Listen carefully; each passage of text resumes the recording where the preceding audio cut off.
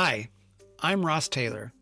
Welcome to Sacred Sundays, a space to slow down, tune in, and return to what's sacred within and around you. Some weeks you'll hear a sound-based offering to open the space. Other times we'll simply begin in conversation. However it unfolds, this is an invitation into presence, connection, and the beauty of the unseen. So pour a cup of tea, settle in, and let's begin. Today I'm excited to have Peter Paul Harnisch joining us on Sacred Sundays.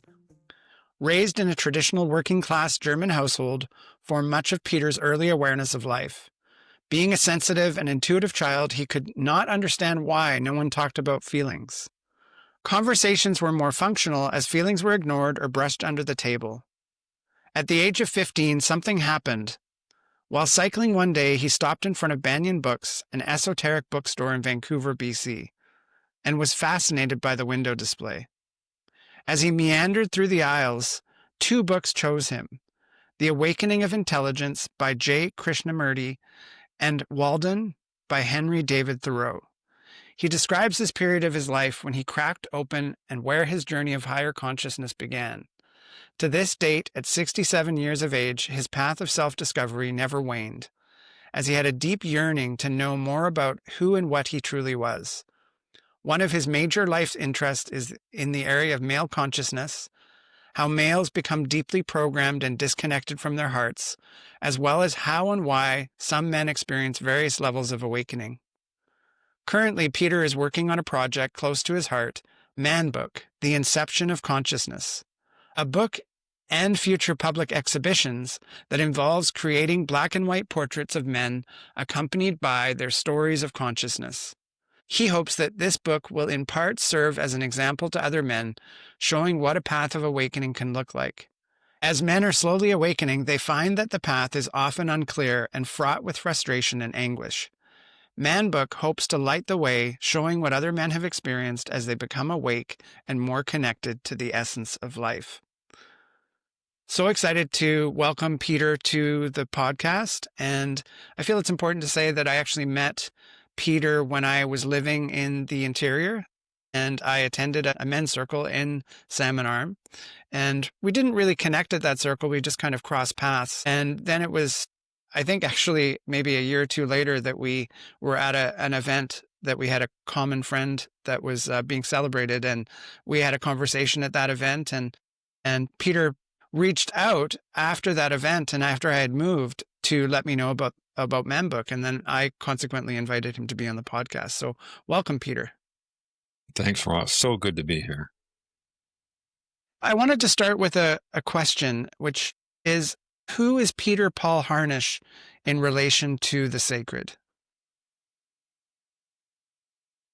Well, for me, the sacred is ever present in my awareness and consciousness. I mean, to cite the coin phrase, we are spiritual beings having a physical experience. So I'm very aware most of the time of my connection to source energy. For example, this morning I went out to the lake, Shuswap Lake, and just as I do every morning, and I just felt her energy and just felt such beautiful presence. So I would say the sacred is ever present in my consciousness, in my relationship to the sacred. Beautiful. I can so relate to that experience and my connection to nature, and how important that is to connecting to myself, because nature is just a reflection of our inner landscape as well. Absolutely. Yeah. And so in your bio, I mentioned a couple things related to men's work, and perhaps we can start there. Tell me about your relationship to male consciousness and what it is exactly that you find fascinating, and what draws you to that. Oh, I just got goosebumps through my body. What I find so fascinating about it, and have since I was 15, but not so consciously at that time. Like I shared, I grew up in a traditional German household, and there was no talks of feelings. And I was quite sensitive and empathic, but didn't know that at the time. I was just aware of all the undercurrents of emotions or feelings that were going on. No one seemed to want to talk about that. And not that I wanted to talk about that because it was more a fearful thing. You dare not mention the elephants in the room. So as I read, and especially, Krishnamurti's Awakening of Intelligence, and Thoreau as well, but in different books over the years, I became fascinated why, and especially the men in my household seemed so locked down. And, coming from that old school German tradition and the war years and such. So over time, as I learned and I fumbled along and became more conscious, the world, the sacred, um, my essence, my consciousness just over time began to blossom. And so, I've said for many years now that consciousness is the only game in town. Mm. And to become aware, to become conscious, is to have greater control of one's life and become happy, which I believe we're all entitled to live. So yeah, that's a broad topic, and I just can't get enough of it. I love talking about it to people. Last night I attended a men's circle and we had a good conversation. So to communicate for me about consciousness is really exciting and really important. My family was from the Netherlands. And so it was similar energetically because my mom and dad experienced the war, and there was a lot of emotions that were expressed, but there wasn't Mm, necessarily feelings that were discussed or talked about. It was all really, that part was really never talked about because mhm, it just happened. And one of the things that you and I have in common, and probably many men, I mean, it's sort of reveals itself through this work, and that is that when I kind of interviewed my dad on my journey of trying to become more conscious, one of the first things he said to me about me was, as a kid, you were very sensitive. mm, And I didn't know what to make of that at the time, but it's making more sense as I mhm. move through my journey. Yeah, So we definitely have that in common. for sure. And I'm curious, what do you see on the other side of consciousness? So what is it that when you show up in a men's circle, and this Mm, is not to judge any man that shows mhm, up at a circle, but it's like, mhm, what does the other side look like? mm. Yeah, I love that. And it's a process that I remember going through. I refer to it as spiritual ego. And as I learned more, book learned about spirituality, I realized at the time, and well, actually didn't realize it at the time, I realized afterwards that I started to become a bit judgmental in terms of, um, oh, they aren't spiritual, or they're not as far as long as I am, or all that egoic stuff. And just not too long ago, I worked for an organization where I had a 60-person caseload and of vocational and life coaching, and I found at times I got trapped in that. So what's on the other side is me softening to that, becoming aware that I was just judging on a different level, and letting that go. So the other side of that for me now is just, it's a sweet spot. It feels more present. It feels more loving. I could look at someone and they can share whatever they want, their suffering, and what have you. And I don't want to say there's zero judgment, but it may creep up on the occasional, but it's very rare. So the other side of it is just a sweet spot of accepting that we're all one. And I could see myself, my journey in every man I chat with. And I also realized that when I was feeling a little triggered or judgmental, it was an aspect of me Mm. that was being triggered and had nothing to do with them. Yeah, the other side is just presence and allowing, and just that kind of a soft, peaceful place. And that really is the work. I Mm, worked in treatment centers for a while, hmm, and seeing people that are going through addiction and some of the intense behaviors that they create on mm, their path of addiction, it can be quite easy to bring up some judgment, and yet yes. to not have walked in their shoes and to not understand the potency of these drugs and what they do to you, and how Mm, all of the sensibilities go off the table. For me, that was a really powerful experience to hmm. deepen my sense of compassion and understanding. And yeah, there's still judgment and there's still layers because I don't think we're ever there. No. We're always We're That's for always sure. growing and learning, and Yeah. what I heard and what you said is that you also become kind of the template for others to look at Mm. and take from, rather than having to impose what it is that you Hmm. believe about the world and how people should be. Hmm. That's a real important point where I used to want to not make, but almost force the issue and help, quote unquote, people become conscious and talk with men without being asked. And sometimes that didn't lead to a good place. But now I can just empathize and feel their struggle because, as I mentioned, I'm empathic, so I feel them. But now it's just such a beautiful spot, and I don't impose my will or neediness to change because I noticed that resulted or came from my family upbringing where I so desperately wanted my family, especially the men, to get it. And I was afraid to talk out. So as I grew older, I developed a bit of a neediness to try to change the world and have people become conscious. I mean, it's a great thing, but it's not necessary anymore. I can just allow people to be as they're going to be. And that's the most loving place. Mm.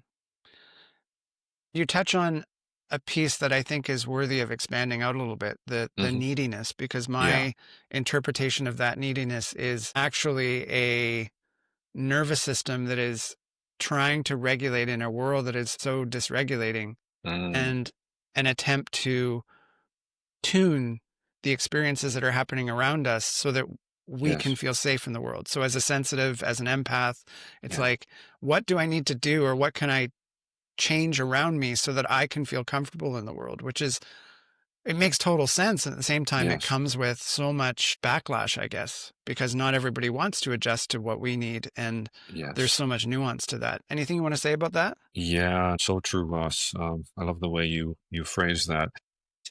I just think there's a core within all of us that wants to help. I think it's Mm, the universe expanding into goodness. We want to help on some core level, and we want people to be happy. Why wouldn't we? We want the world to be good and safe. And so I think there's a natural impulse or inclination to want to help, but there's a caveat in there, and that's what we're talking about, right. where we can overstep and push the issue and yeah, so I love what you shared there. And that is an interesting piece as well, because what you're talking about there is a balance between Mm. this way of either shutting down or Hmm. becoming too much, perhaps. Hmm. And I always think about that in terms of voice. It's like Yeah. we can suppress our voice completely, or we Yes, can take up space and talk so much. And so what you're pointing to there is like, how do I find the balance of all these things? it's true. It's absolutely true, Russ. I've found that as well. It is a balance, and it's a constant teetering sometimes of that balance. But I think as we go along, we become more conscious of that process. And for me now, I don't dip too much into needing to change the world. I can just be present in it and enjoy life. This morning, I was savoring my environment and came home, and my partner was here, and I just loved her presence, and yeah. So it's there is a balancing act. Absolutely. Hmm. It also reminds me of, I'm involved in a body of work that is referred to as human design, and Mm, roughly 90% of the population, according to human design, is meant to be responding to our environment. So it's like, we're not mm, initiating, we're not taking action, we're actually slowing down enough and listening and responding to what's mm, happening, rather than imposing our beliefs and imposing our thoughts. Like, we're invited in some way to share. And it's mm. such a conscious shift to step into that way of being. Yes, yes. And what just popped up for me what you shared about invited to share. And I think as an empath, well, I can speak about me, but I assume, and falsely so at times, that because you're going to say something to me, or I read something on social media, that because they're expressing out in the world, that it invites me to be honest and share. Hmm. And Right. I've found many times that that invitation is not there. Sometimes they just want to vent and not hear my opinion. And I've been, been bitten in the backside so many times with that. And it's really an innocent thing. It's, Hmm. I'm not, at that point, I'm just kind of going, oh, this person wants a conversation. So blah, blah, blah. And then, oops, I've overstepped. And that touches on, I mean, again, this could be a rabbit hole of a side conversation that I don't think we'll go down. However, Mm-hmm. it speaks to the fact that so much of this communication is happening via text, and Yeah. and there's so much that's missing in Yes. just reading words, and so much Yeah. assumption and so much missing information. So true. And that leads to what you're describing. And so it is innocent. It's not intentional. Yeah. Yeah, for sure. So tell me more about Man Book. Mm. Well, I already know about it. So tell Yeah. the listeners about Man Book. Yeah. What it is, well, I've got a long history in photography as well, especially, black and white work, and I have a real love for it. So what happened is this idea came up of doing these black and white portraits of men that I know can be very poignant, and combining it with their stories of consciousness. And uh, part of that direction, or a big part of that direction, and I'm curious as to the inception, like when and where and how did a guy become conscious? When did that happen? And for me, it just came out of the blue. I was just cycling in the west side of Vancouver and happened upon this bookstore. I was like, oh, and I had no idea of consciousness at that time. Interestingly enough, though, at home, I was wearing Indian gauze shirts and burning incense. So I didn't know where that was going to lead. I just loved it. And it just happened. And I'm curious because everyone has such a unique journey. And we're talking about men in this example, and I know women have the same, but was that moment a person becomes conscious, and what that even looks like, and then how that evolved. I'm really fascinated by that, as well as, and I don't know if the book's going to go really into that, but I thought, why me? Why did I start to break open at 15 and felt like an odd duck amongst my friends? And why not others? I mean, we can go down the rabbit hole with that, but that fascinates me as well. So that's kind of the heart of how it evolved. And I'm super excited to be doing this. I've done some interviews, and I'm well involved with the project. A lot of men are interested, and it's building up excitement. So I'm super excited about this.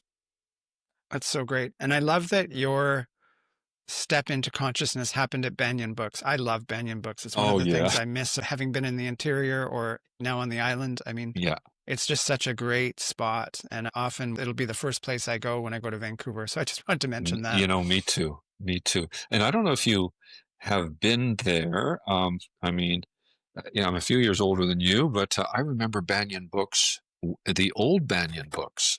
No, And it was such a cool place because the one I mm, went into, it had old slat wooden floors. The aisles were really close together, and as you walked the aisles, it creaked. And it was just had this beautiful vibe. The new store has a beautiful vibe too, it but does. the store was so cool. Oh, that's great. Yeah. So now back to the importance of what you were actually sharing, which is Yeah. about Man Book. And Hmm. what I loved about your share about this and your describing of this project is all of the sudden I could track in my mind, not just my initial step into consciousness, but I can think of all the other times of like the next up leveling of consciousness that kept occurring over time. And Hmm. that brings me into, I mean, what you're really, I guess, tapping into is the classic first step on the hero's journey, which is the tap on the Mm, shoulder. You know, that mm, that mm. nudge from spirit of like, hey, is this the moment that you're going to wake up? Is this the moment that you're going to say yes to this journey? Are you going to turn Yeah. around and face me and look at what you need to look at in the mirror? Oh, I love And that. I've had so Yeah. many of those moments in my life Yeah. over and over Yeah. again. Yeah. And I think that I love that archetypal journey because it Mm. helps men to identify that pattern in their life if they Yeah. haven't already. So true. And for my experience is because I have been a stubborn one at times in my life, I needed a rude awakening and a shock. Like I wasn't paying attention to those messages. And it's my belief the universe wraps things up until we get it. And it first starts internal nudges and hints, and then it eventually goes external into sicknesses and accidents and so on and so forth. And I mean, a small example, I used to be way back in my youth for 5 years, I was a Vancouver policeman and did not like that job, and I just wasn't getting out. And it took a motorcycle accident where I ended up breaking my back to wake me up.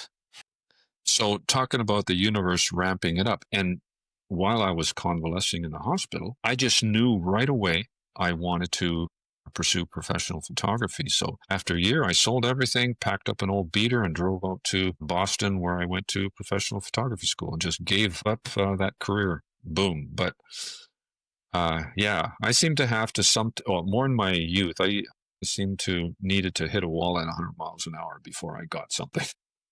That's classic hero's journey. Are we going to answer the call? Right.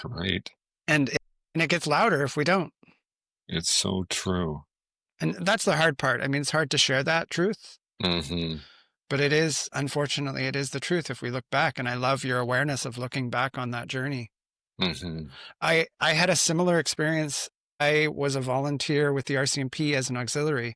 Oh, yeah. And at that time, I was stepping more into spirituality. And I realized very quickly that this was a paramilitary organization that was so opposite to me being sensitive and an empath and my path. And it was also a good experience because it tapped me into some confidence and ways of being that I wouldn't have otherwise had. Mm-hmm. Totally.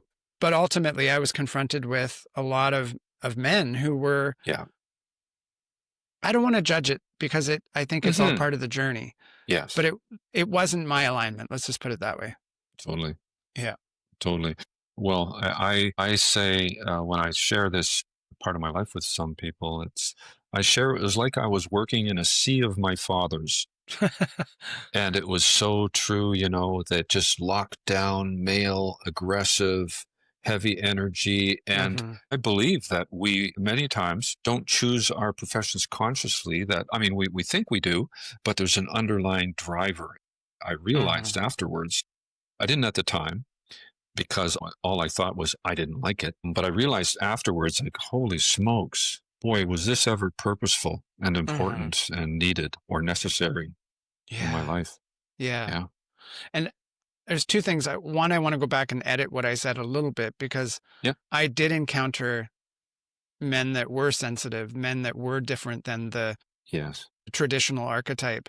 Yes. And I do believe that it's probably been about 20 years since I was in that organization. So I would imagine that it is changing and it's not the same as it was. I would think so. However, it's also a reflection of this paradigm of men, because in that organization, there's a closeness and a staying within that organization of like, you don't talk outside. Yes. And so it's kind of a reflection of what men go through individually as well. Anything you want to say about that? Yeah, so true, Russ. There were a lot of good things. Like, I don't want to paint a totally negative picture. It's just my experience, but there was a lot of things when I quit that job that I missed, and that was the camaraderie. Yeah, the closest with men, and like you, I experienced some beautiful, heartfelt men who were also, I noticed, with being in the profession. I don't know what happened to them, and I also agree that I'm thinking that the profession has changed considerably. I've been out of it for so long, I wouldn't know where that looks like, but I would assume that it's become more conscious and heartfelt and inviting different men of different consciousness into the organization. And forgive me if this is a repeat question, however, or if you've said it already, but what was your draw directly to men's work? Because you talked about consciousness, but I don't think you really named the men's piece. Yeah. It just happened over time. I mean, the journey has been quite solo Mm. for me, going within and testing the waters and learning here and learning this. And then I lived on Salt Spring Island for 3 years, way back when. And when I was moving there, I had an idea of starting a men's group. And my partner at the time happened to know another guy who lived there and said, "Oh, it just so happens that so and so is looking to start one as well." And great. So he and I met and chatted, and yeah, we started a men's circle there that was so wonderful. I mean, it was well attended every day. I mean, every week we had 15 to 25 guys show up. And Salt Spring is a wonderful hotbed for a lot of conscious men. And it just happened. And then from there, long story short, same kind of thing happened here in Salmon Arm, where I wanted to start a men's circle, but I heard of someone else. We know this person who Hmm. also wanted to start one, and we got together as well as with 4 other guys, and we got her going. So yeah, it just appeared. I love that. And it's kind of how it came into my awareness as well. I Mm, lived on the island and experienced the groups for quite a while, actually. And then when I left the island and went back to Squamish, it was like, oh, there's nothing here. And mm. I was like, I guess I'm going to be starting one. And so I did. So having been a part of that or witnessing these groups build and unfold, Mhm. perhaps there's things that you've learned that you might be able to reflect to men that hear this that are like, I would love to go to a men's group, but it's so hard because of, or, Yeah. what would you say to those men? Well, I mean, coming from my background and perspective, I would definitely encourage it. They're a wonderful way to share openly where you're with men of a similar cut of the same cloth, and there's different levels of consciousness from men who are just starting to understand consciousness. Sometimes there's different religious backgrounds, and there's men who are more conscious, and it's a real support process where, I mean, for example, a couple of weeks ago, I had an experience where this one man expressed a lot of suffering with something he was experiencing in the family. And fortunately, this group allowed to have the men comment, which was, we were given permission to do so. So we had these men from different perspectives just commenting on their experience. And so there's a lot of learning that takes place, and learning for everyone. Like I've been well, doing this, whatever you want to call, spirituality, delving into it for a long time, but I'm always learning from other men. And even validation for me is learning, where it's like I could see myself in every guy, a different Mm, aspect of my journey in every guy. And that actually just gives me such fulfillment. So I would really urge guys to, I mean, we've had guys come to men's group who are really locked down and angry, and that's cool. I mean, we had one guy once, it was an outburst, and it was actually a quite an intense outburst, and there was about 15 18 guys in the room, and no one said a word. They mm, just let this guy vent, and he just finished his piece, and it was quite intense. And then afterwards he quieted it down, and he hung around and mm, talked with the other guys, and we ended up talking about that as a general group, and how we were just so taken back, I guess, and felt good about how we didn't respond to anger. mm. We just were present, and that was so powerful to feel that. So I would wholeheartedly encourage it. Just go once, just have a chat, because the Uh-huh. men are so accommodating and respectful. And yeah, I have found it to be a beautiful experience.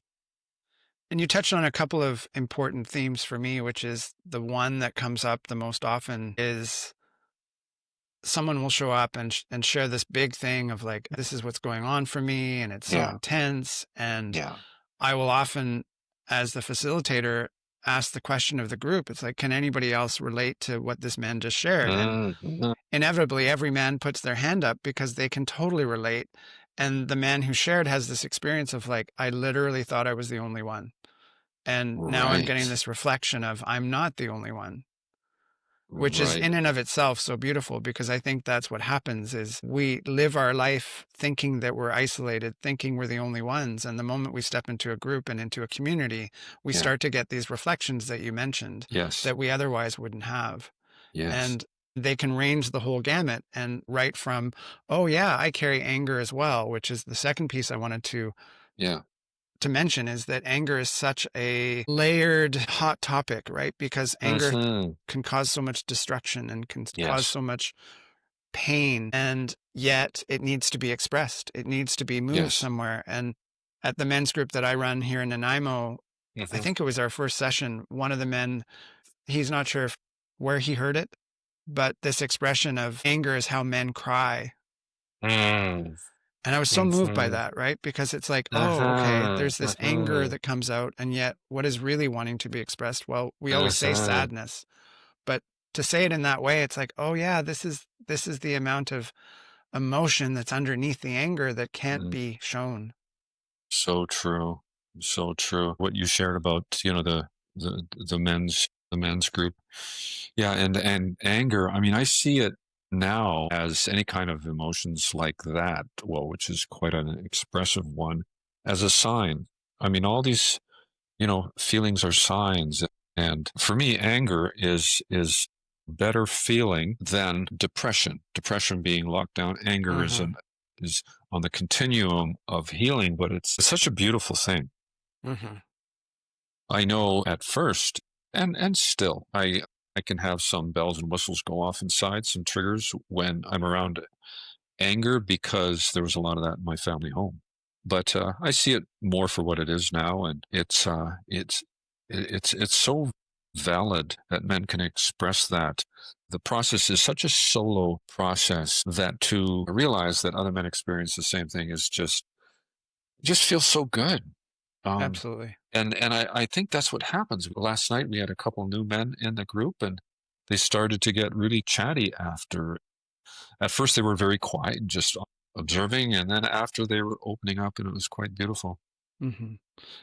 I would agree. And I would say that on my journey, it's less true than it ever was. Yeah. However, Yeah. years ago when I first discovered this work, absolutely, I was suppressing those things. I didn't know how to Yeah. deal with them. Yeah. And my commitment to showing up. And that's the thing. It's like you don't need to do anything but show up. Yeah.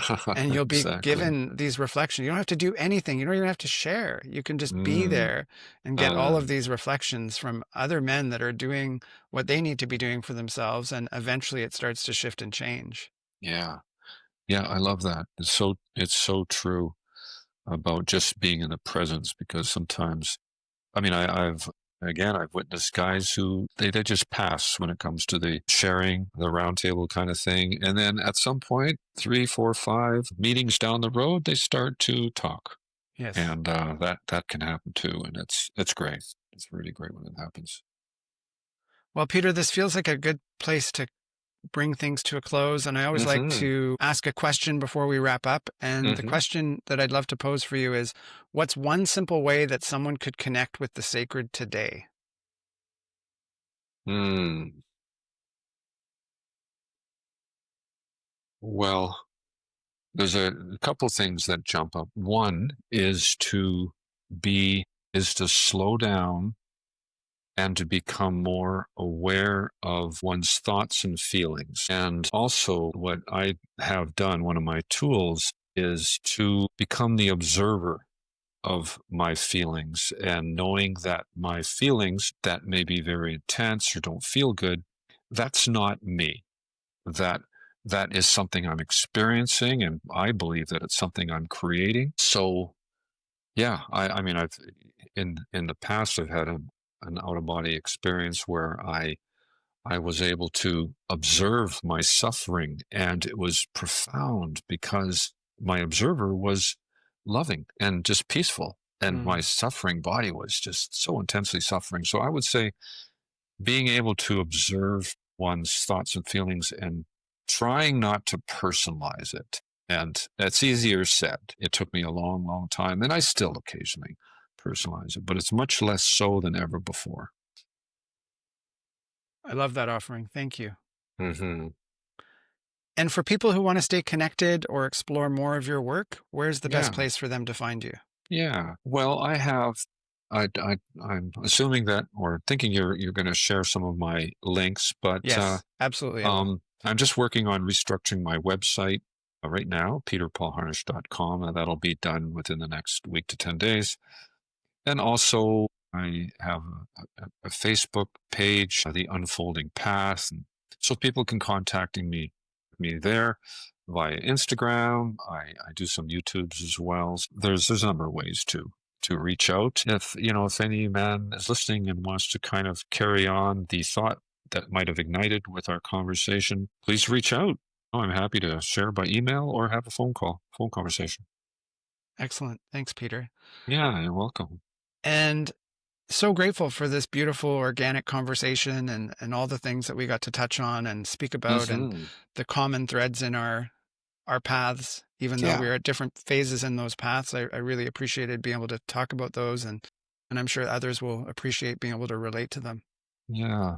Yeah, thank you, Ross. I really appreciated the talk as well. It's like I shared earlier on, it's just so exciting and meaningful to me to share fully from my heart without filter. And I felt we've done that, and I really appreciate you. Thank you so much. I wholeheartedly agree. Yeah. And to everyone listening, thank you for tuning in. Until next time, take good care. Thank you for joining us here on Sacred Sundays. I hope something in today's offering spoke to your spirit, stirred something true, or simply gave you a moment to breathe. You can find more Sacred Sundays episodes, as well as other conversations from the Sacred Village podcast at sacredvillagepodcast.com. Feel free to share this episode with someone who might need it. Until next time, may your Sunday be slow and sacred. Bye for now.